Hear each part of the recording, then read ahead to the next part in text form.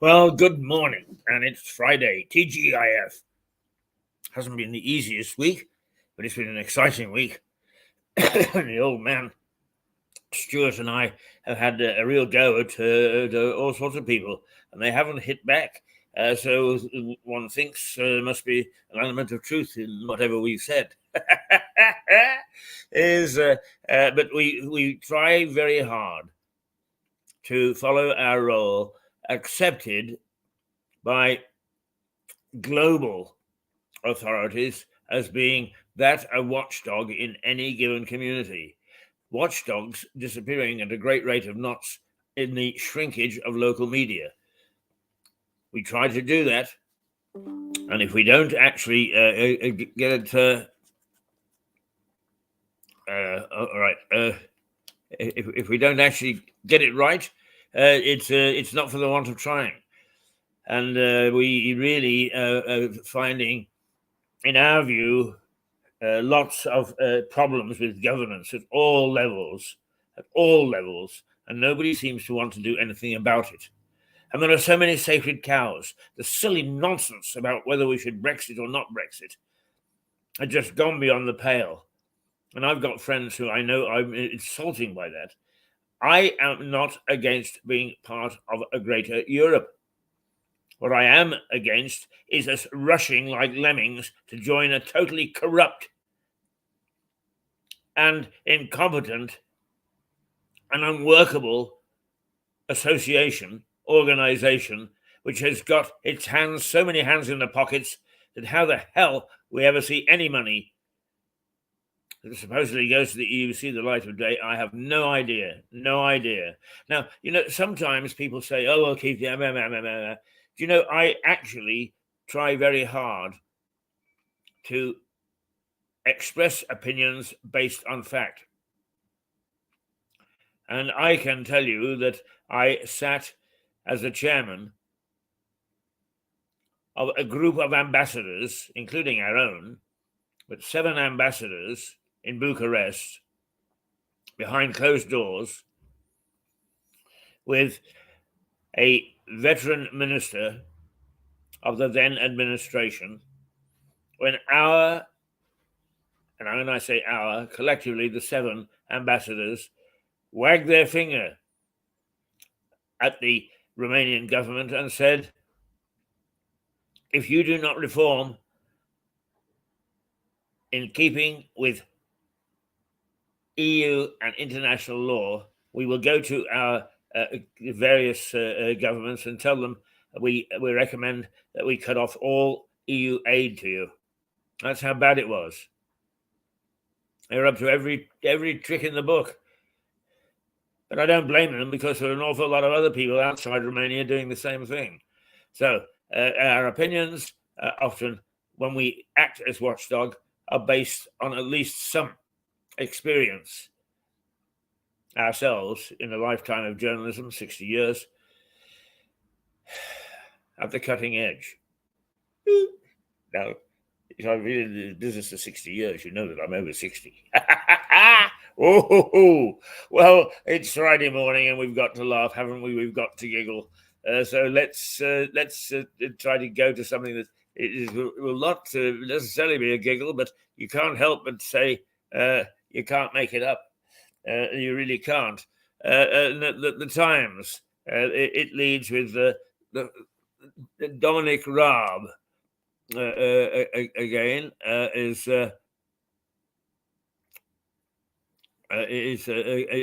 makes the headlines because as the Times says, Raab stands firm as the Prime Minister mulls report on bullying. The conclusion of a report into bullying allegations against Deputy Prime Minister and Justice Secretary Dominic Raab dominates several of Friday's front pages, including the Times. The Times says Rishi Sunak was agonizing last night over whether to sack Mr. Raab. The paper reports Raab was sent a copy of the report and is said to be confident it shows he did not breach the minister's code. Mr. Raab has rejected all allegations of bullying. Ho, ho, ho, there we are, right? There's the smiling face of Dominic Raab. And The Guardian, Raab fights for political life. Raab is fighting for his political life, says The Guardian, as Mr. Sunak last night poured over the stinging report into the bullying allegations. The paper says alleged victims fear the lack of decision on Thursday means Mr. Raab may keep his job. The Guardian also finds room to highlight an investigation into private wealth of King Charles. Apparently, he's now worth about $2 billion. And there's some row about whether he should pay inheritance tax. I see no reason why not. And actually, $2 billion, as long as it's not punitive, is he going to miss it? I don't think so. The Daily Telegraph. Raab will fight to the death to keep his job. That's the Telegraph's take on the scandal. The Daily Telegraph reports that Raab will fight to the death to keep his cabinet job, as the delay in a decision from Mr. Sunak suggested there were grey areas, and the report was not cut and dried. The thing is, as with these reports, the bothersome thing, I think, is that everybody looks at the fine line. Oh, yeah, he was a rotter. Oh, he did this, that, and the other. But he did not break the law, or he did not break the spirit of this or that or the other.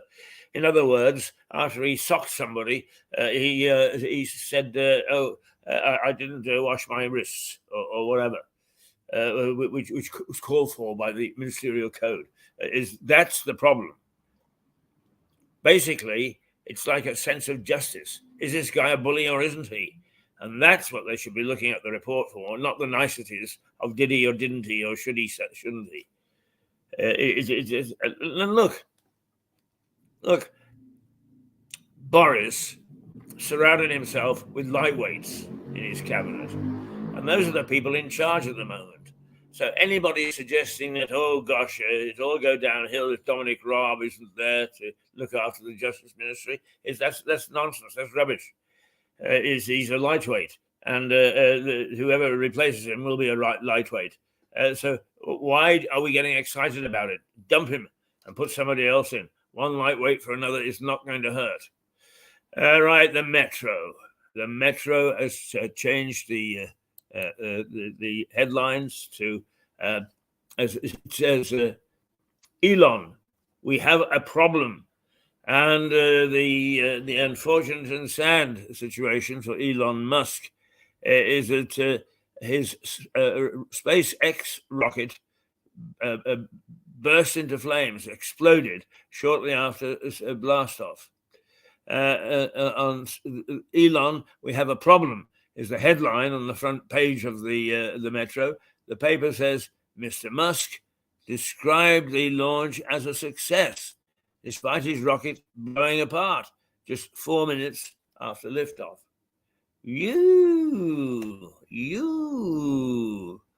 I tell you, some fireworks. The Financial Times it says its main headline, although it's got a picture of Elon Musk's rocket on its front page. Its main headline is the United States decoupling from China will be disastrous for both. Yellen warns. Now, Yellen, I think, is the chief of the Fed. Let's see. The launch of SpaceX's Starship is the main image on the front page of the Financial Times. The paper says Mr. Musk put a positive spin on the spacecraft explosion. hailing the launch as an exciting test. But elsewhere, the paper reports that the US Treasury Secretary, yes, indeed, I was right, Janet Yellen, has warned that decoupling from China will be disastrous for both countries. She called for a constructive and fair economic relationship between China and the United States, the paper reports. There have been calls, of course, by congressmen and so on, worried about what their constituents think, that they should actually say bye-bye China and cut all ties. The head of the Fed in the States says not so. What you've got to do is to work out a working relationship in which both can swallow the bullet. Because while we get terribly excited about what we see as the excesses in social justice, or lack of it, in China, remember that they look at us and they see things that we do that they don't like either. So perhaps there is room for negotiation. There is room for talk. But if there's not, then we could find ourselves in deep economic trouble, says the Fed. The Daily Express. Just why did BBC ignore MP's call to protect women? Well, the fact is, we don't know, do we? So let's see what the Daily Express is saying. It accuses the BBC of ignoring a call from two MPs urging united action on safeguarding same-sex spaces amid calls for changes by transgender groups. The paper says the argument did not get any coverage on the corporation's broadcast news, and despite being by far the most liked story of the day when it was posted on the BBC's Twitter feed. Well, I suppose we could go into all that. I don't think so. That's the headline, and we will carry on with those sort of arguments. The Sun. For the love of Paul. And where does the Sun go? Yeah, it goes to a gentler time, a gentler age, and the funeral, the death of Paul O'Grady, the very popular comedian who hosted his own TV show or a chat show, and indeed was very much liked by the audiences. A very gentle character, but with an acid wit and a sharp tongue. But then, having done some of these things, talk shows and so on and so forth, I know just how you have to be. Otherwise, you get swamped, overwhelmed. But yeah, he was good. He was good. I give him my stamp of approval. The Daily Star is the same thing. Faithful friends say farewell to TV's Paul, and they've got pictures of the dog on the front page with a thing on these saying "Thank you." The love of dogs. He was a great dog lover and a great supporter of the organisations that looked after abandoned dogs and those that nobody wanted. The Daily Star says dozens of dogs also line the streets because actually the streets were lined for his funeral, and in which he had a black hearse drawn by horses, and it was a very colourful, if you can say things in black are colourful, colourful funeral, and one that a large section of the public wanted to see and pay tribute to this man. So that was right.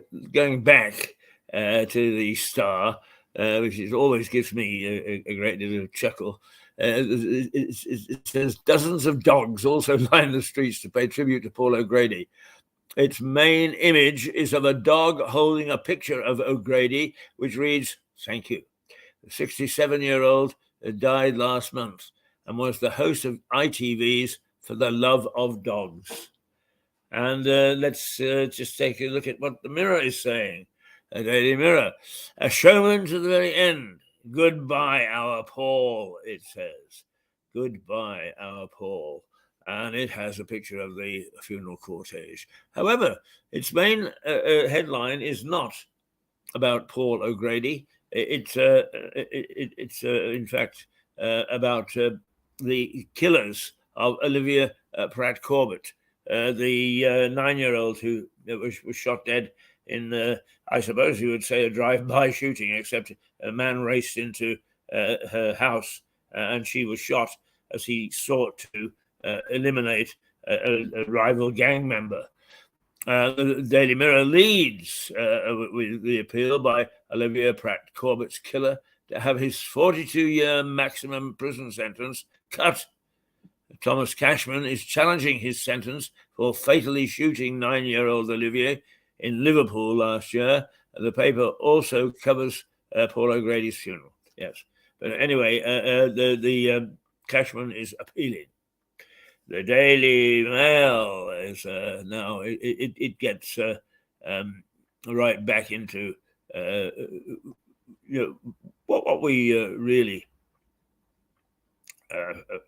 well. It's one of those things that how important is it? I am a great believer in first of all rule of law, and secondly in the issue of governance, and I am a great defender, a great believer in the constitutional monarchy. I believe that it's a first class. It's an unbeatable form of government, and there are 9 constitutional monarchies in the European sphere. And they are all in countries which are relatively stable in terms of governance. So the Daily Mail says, unelected lords plot to block the Rwanda flight law. All right? Okay. The Telegraph says, the Daily Mail focuses on the government's illegal migration bill, saying it is likely to face opposition in the House of Lords. The paper says unelected lords are poised to block the vital bill that would stop judges halting a departure, deportations. Most of the judges that it talks about are, of course, the European judges, which still have the power to block legislation in this country. How on earth a Brexit agreement let that happen? Heaven only knows. But then again, I don't expect anything perfect from the people that. And there we are. This is the controversial thing: is if you turn up, you're going to be put on a flight and you're going to be flown to Rwanda, where you will be incarcerated one way or another. Oh dear. You can't say that in this liberal country that we live in. And don't misunderstand. I'm all for changes in legislation. I'm all for us showing mercy and justice. In fact, if anybody fights for justice, but I mean justice, not legislation as it's laid down in Parliament and laid down in decree, so that everybody can have a go at it and try to interpret the way they want and then muck around with it. That's not what we're talking about. No, we're not. Okay. Is there anything else that we should pay attention to? Perhaps we'll take a very quick look at, if we can, at whether there's anything locally that we should be looking at. Let's see, in your area, there's a bit that says the DWP benefit changes and the cost of living payment dates to remember in May. Okay, people are pointing out those pensioners who will get extra, how they get extra. East Sussex drivers are suffering from an astonishing number of unfixed potholes. Why doesn't that surprise us? Morrison said to open in Peacehaven town Centre after plans to demolish Meridian Centre approved. Right, I don't know. That's a local thing, and we mustn't get too involved in that. And a Sussex police officer is barred for drug possession after a Lewis hearing.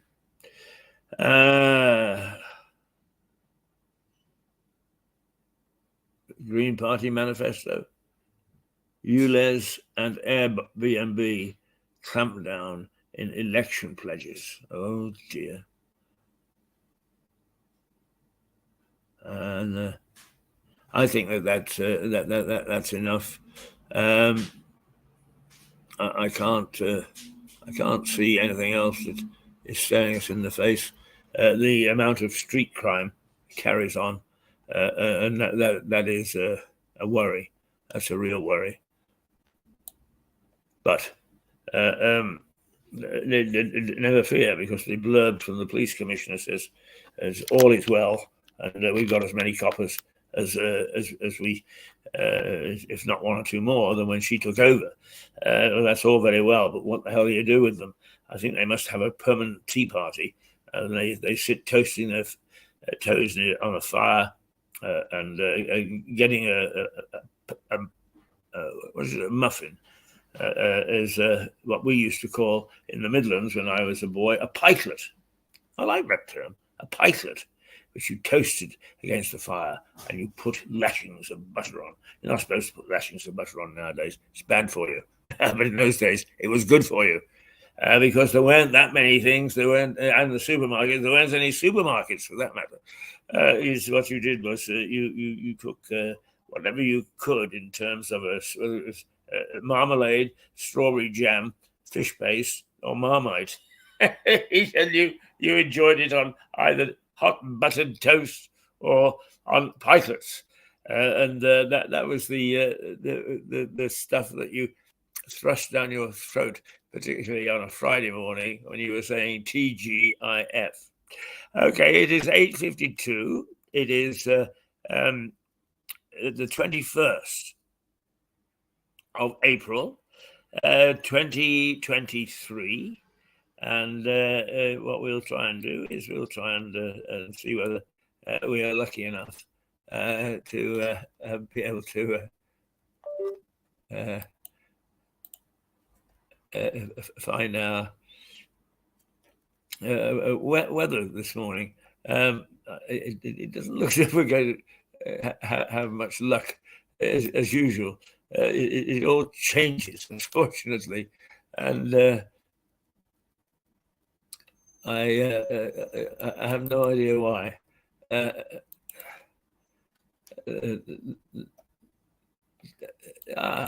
Hang on. Don't give up. Don't give up on me. Don't give up on me, baby. Here we go. The 21st. Woof. Woof. Ha ha.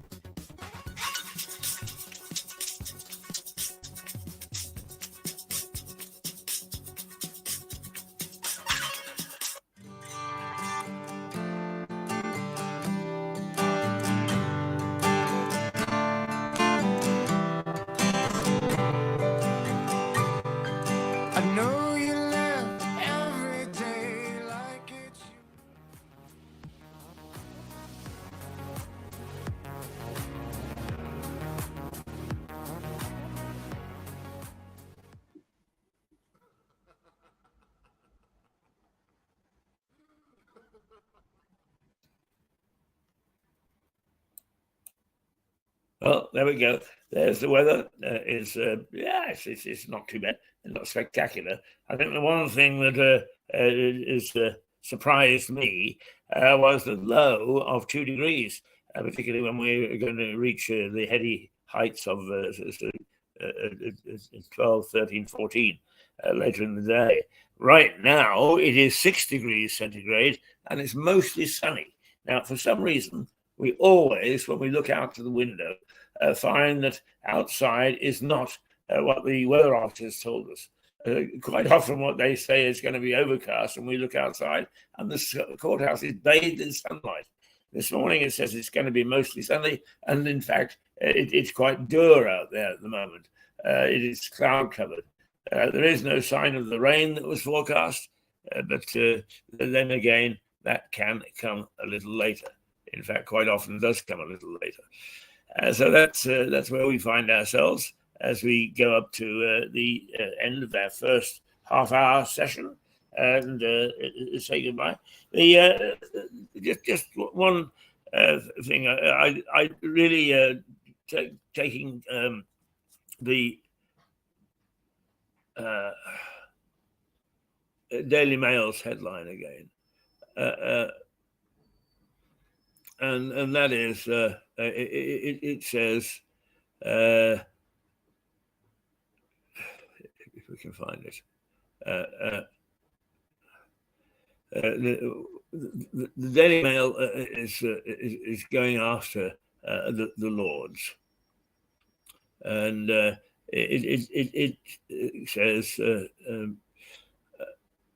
right, unelected Lords plot to block Rwanda flight law. Now, one of the things that bothers me is I actually am not at all sympathetic to some of the decisions that the Lords make. But I am a great supporter of a constitutional monarchy. In my view, it is the only form of stable government there is in the democratic world. And if you want to talk about the undemocratic world, well, of course, where you've got a dictator or an authoritarian regime, they are very vulnerable to takeover by militant factions. You know, it's not Ethiopia. One of the East African states, anyway, is testimony to that at the moment. And of course, you can see, if you want to go back to 1914 or so, Russia was exactly the same. So I think that constitutional monarchy is the best form of government. And you can't cherry pick. You can't say, well, I like this bit and I don't like that bit. You can, but the way that the thing is put together, it is put together so it is workable. And our constitutional monarchy, like everything else about us quaint Brits, is very strange because we don't have a constitution. At least we don't have a written constitution. It's made up of partly decree, partly legal, and partly decisions by government. And that is put into a form of constitutional law. But because decrees can be changed and overturned and so on, it is not a written constitution. But the Lords, as the second chamber, is part of it. And we can't turn around and say, we didn't like what you did this week, but it's okay what you did last week. They are flawed, the same as everything else. It's the same as having a go at the monarchy. Of course it's flawed. But in the scheme of things, in the form of governance that we have, the monarchy plays an important role. Sometimes we'll have a good incumbent. Sometimes we'll have a bad. My God, if we really want to see what a bad incumbent is like, go back to the United States before Joe Biden. Donald Trump was hardly an ideal candidate for head of state. But there he was. There he was. And they had to put up with it. And we're the same. If our head of state is not ideal, don't blame the system. Blame the person. And that's why I say, in the upcoming elections on May the 4th, I think it is, here in Lewis and in other smaller districts around the country, vote for the candidate, not the party. Let's start getting some excellence back into governance, and not those who slavishly just salute and follow the group.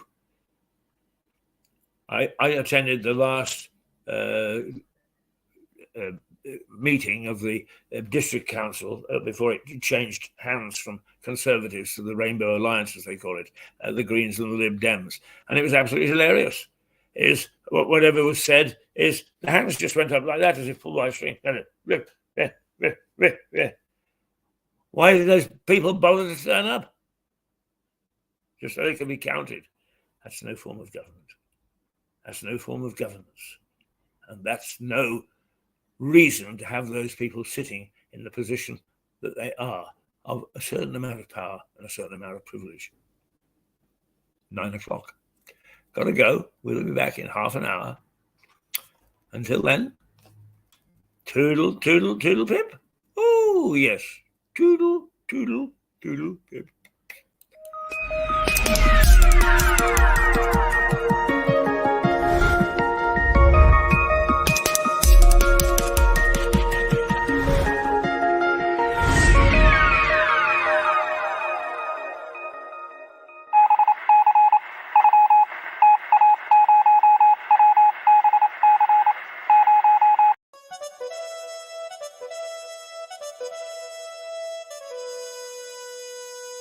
Thank you.